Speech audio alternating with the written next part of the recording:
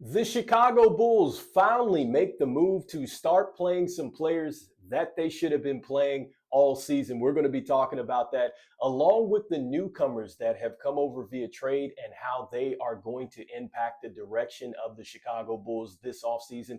This is your host, Rico Greenhowe. You have found yourself on another episode of Bulls Digest. And so today we are looking at just the Chicago Bulls and the decisions that they're going to have to make this offseason. But more importantly, we are looking at what we should have saw really this entire season, and that is seeing some of these younger players play. And we're going to be talking about how these new additions are going to factor in with that, along with Josh Giddey and his fantastic play and how that is going to put some real pressure on the Chicago Bulls this offseason. And so let's go ahead. Before we jump into it, wanted to let you know that 71.2% of you that watch are not subscribed to the channel. So make sure you go ahead and you slam dunk that subscribe button, as it means a lot to us here at Bulls Digest as we try to reach our end of the season subscriber goal. And so with that being said, let's start just with the impact that we are seeing from these players that have come over via the Zach LaVine trade, and just talking about their play and how now they factor into the Chicago Bulls plans moving forward. And so let's start with Zac Collins. And so look, Zac Collins over his last two games, I think that, look, he has been very good. I know one of those games was against the Sixers, and I get that the Sixers were struggling.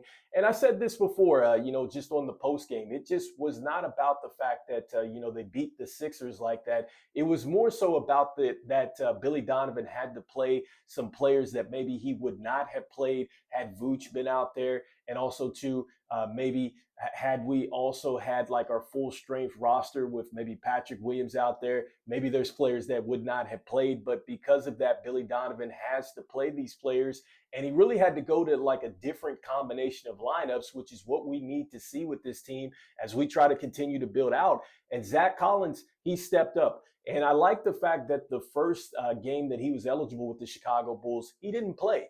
But then when Vooch, went down with the tightness that he's been dealing with in the calf, and he's been out, Zac Collins was able to step up. And I must say, look, he reminds me of the Zac Collins from Gonzaga. I think that he's been very resurgent here. You can tell that he's got a lot of energy right now because, look, there's nobody else behind him. Right now, Jalen Smith, he's out with the concussion. And so this has been a prime opportunity for Zac Collins.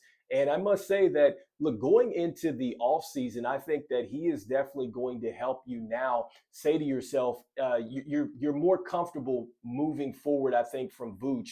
And I'm not saying that Zac Collins is going to be a long-term solution. I'm not saying that. He only has a year left on his contract. I don't think that he's a part of the long-term future of this team. But I do think that he is a player that certainly can be help you in that transitional period, because if you're bringing in a Derek Queen from Maryland, or you bring in a Kaman Malawach, I think that you are going to get those players now coming into a situation where there's not enough, or there's not any pressure for them to immediately start, because Zac Collins shows you that he can be serviceable. Look, he had 21 points, 17 rebounds, 7 assists, a steal. He had a block shot. He was +6 last night on 8 of 14. And then against Philly, he had 19 points. He had 5 rebounds. He had an assist there, +41. Everybody had a plus in that game. But still, he's showing you that he has the ability to knock down the shot. He's showing you that he has the quickness to defend as well. That's something that Vooch doesn't necessarily have. He has some foot speed. And I think that that's what you also see with Jalen Smith as well. And I think that, just the opposite of Jalen Smith, I think he gives you a little bit more physicality, which is why I think that with those two centers, you're going to be just fine in your transitional period as you try to build out the front line. Because right now we don't even have Adama Sanogo. And so we need to probably continue to have Zac Collins on the roster at least for another year until we figure out some more things. And so next up, another player that has really kind of stepped it up here with this, and that's going to be Tre Jones. I think that Tre Jones has done some things right now for the Chicago Bulls that, it's like he's solid. Like, it shows you that he's solid. I know that he's an expiring deal. And I would say, look, if Lonzo were not extended, I would say maybe you take a little bit longer look at him. But I think that what he's doing is really he's showing the rest of the league that he can certainly be a backup point guard. I love the fact that he finishes around the basket with the layups. I think he's doing a great job as far as cutting. That's one of the things that you saw in last night's game. Zac Collins was finding him on that. He bailed out Coby White on a cut as well. And so I think he's doing a good job there. But I love that we saw a little bit of the three-point shooting yesterday. And so that's something that we really hadn't saw. We've seen him get to the floater and things like that. And so, look, last night's game, he had 16. He had 2 rebounds. He had 3 assists. He was +6. He was 7 of 9 from the field. He's very good as far as shooting the free throws. He was 3 of 4 last night. But generally, when he gets to the line, he finishes those things. And he's a lot stronger than I think most maybe people give him credit for. And so anyway, I think with Tre Jones, he's a player that certainly I think he's going to probably move on. But I do like what I'm seeing from him, but I don't necessarily see him coming back to the Chicago Bulls this upcoming season after this one. And so next up with Kevin Huerter. So look, Kevin Huerter, in my opinion, I think that Kevin Huerter has done a good job as far as finding his shot again. And I think that he's moving a lot better. I think before he was just very stationary in that first game out. It just didn't look good at all. But I think he's becoming a bit more comfortable now playing with Josh Giddey. I think that Josh Giddey's done a great job as far as really finding him and getting him into some spots where he feels comfortable. And so that was good to see. And I think that you could see, his movement and activity really led him to get some scores over the last couple games as well. And so, look, he had 13 points in this one, 2 rebounds. He had 3 assists as well. And so he's okay as far as passing the basketball, making some decisions. He was -9 as far as the plus-minus box score. But still, look, he had 23 in the Sixers game, and he was +39 in that one, 8 of 12, 7 of 11 from 3. So he's definitely showing you that he can definitely be a shooter that stretches the floor for you. And so, I don't know if the Bulls move on from him. I think that if he is going to be here for the duration of his contract coming up next season, I'm not sure that he necessarily gets in the way of things because, look, with where we're at with Patrick Williams and how this has started off with this 5-year, $90 million deal, look, maybe there's an opportunity that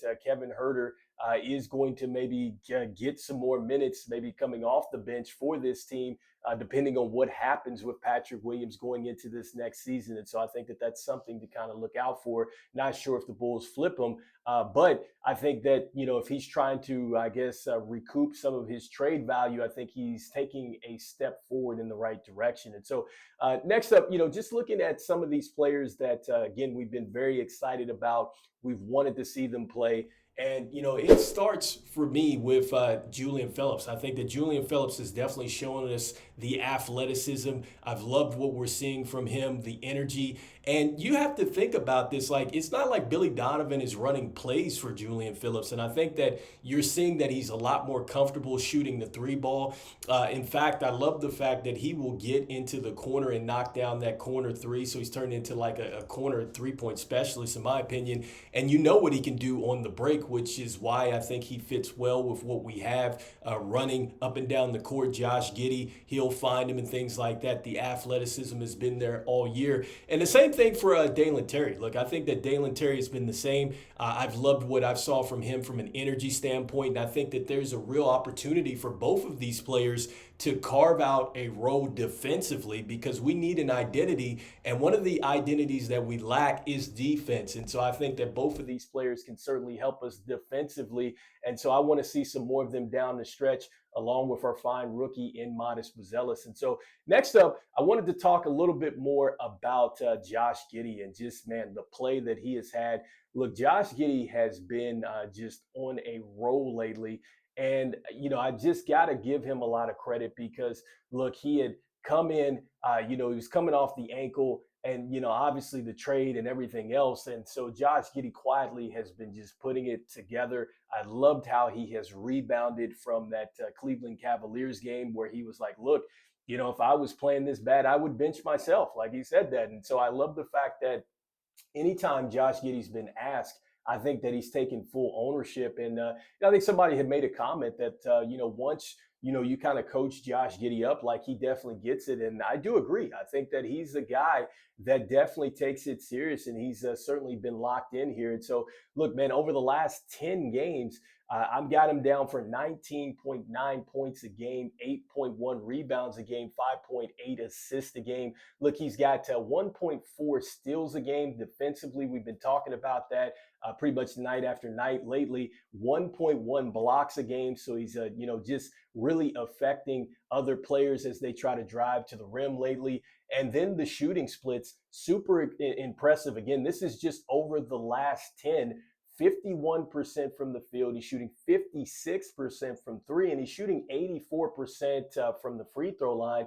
And I've been impressed with the fact that he's knocked down the free throws, because we know that he does seek out contact. And so when you're finishing like that, I mean, that's just as good as getting a three-pointer, especially if you're getting and ones. And so, great thing, or it's great actually to see Josh Giddey get downhill. And now he's learning how to just take the contact, either get to the line, make those shots. And I think at some points he's also beginning some and ones, but the confidence has been there, because you see him not just standing on the perimeter waiting for the ball to come to him to knock down 3-point shots. He's come down in a lot of cases off the dribble, knocked down 3-point shots. And I think a lot of people would say maybe that's a tougher shot, right? Because you're coming at the defender full speed, and then you have to square up and knock it down. And he's made it look pretty effortless right now. And so he's doing pretty well there. And when you look at the career stats right now for him, and so look, he's at a career best in 3-point shooting at 38.1 right now. I know we still have some time left during the season, but still the improvement is there. And that's something that he wanted to do. That's up from 33.7%, I believe, last season for him. And then when you look at the assists are slightly up. It's up to 6.5. That's better than what he had last season. Obviously, last season was a tough season for him. I think he was at 4.8 assists. And so, look, Josh Giddey continues to get better, and he's doing it in a way that it's not like it's taking away other opportunities from other players. I mean, he's definitely giving them the chance to do so, because he's setting the table for them. And he's just being more aggressive since Zach LaVine has left. And so you just have to just wonder what this situation is going to turn into for the Chicago Bulls, because we've talked about this before with the contract that's looming. You see he just broke into the history books here again last night, as you see that, look, he becomes one of the players here in franchise history to go out and have a 20-point double-double. He joins Michael Jordan, and then also, too, you see Haskins as well. And so it's just showing you just the things that he's been doing. But when it comes down to a contract, look, we've been hearing the rumors about the $30 million. And, is that something that, the Chicago Bulls would do? I think that if it's me, I'm thinking that you're probably right around like 24, I think is probably where I'm at for me as far as the limit. And I think that that's fair at 24. And I think that what you do too with the contract is you get him in a situation where it's not as many years. And you also make it to where it's a team option. I think that the Chicago Bulls have got to learn from just really what they did with Patrick Williams, I think, over this last summer. And we'll see what happens. I mean, do they allow the market to dictate maybe what Josh Giddey is worth? I'm not sure. I do think that Josh Giddey has certainly earned his payday, and he continues to keep earning it right now.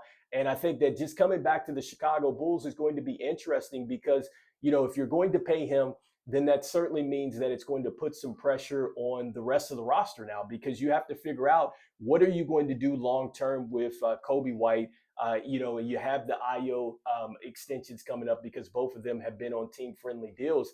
And I think that that's where the real pressure is, because that if you pay Josh Giddey, his money, and you should, because he's playing at this level, then what are you going to do with the rest of the roster? And I think that that is where it gets very interesting for the Chicago Bulls. You're looking at a game right now. This is where Coby White actually had 35 points in this one. He had 7 threes. He had 6 rebounds, 5 assists.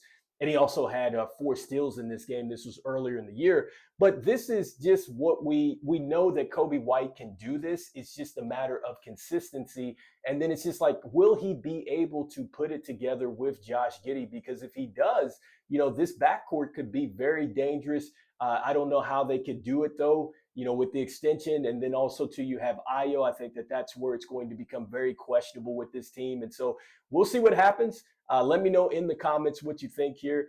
Do you think that, the Chicago Bulls will eventually go ahead and just extend out Josh Giddey and really pay him, maybe the reported 30 million plus? Do you agree with me in the sense that maybe about 24 million less years on the contract, maybe a 3-year contract and a team option? Maybe that's something you feel comfortable with, or do you not feel comfortable with, offering him in the 20 millions? I'd love to hear what your thoughts are. But either way, look, Josh Giddey has played well. He continues to keep playing well. He's definitely earning a good payday. And so we'll see if he decides to even come back to the Chicago Bulls. I think that is another decision that, that has less to do with the team. Well, it actually does, because he's under the restricted free agency. And so really, it is going to be about that too. I mean, it's going to be like a two-way street, what they decide to do. But anyway, let me know in the comments what you're thinking here. And as we always say, go Bulls, and I will see you on the next one. All right, peace.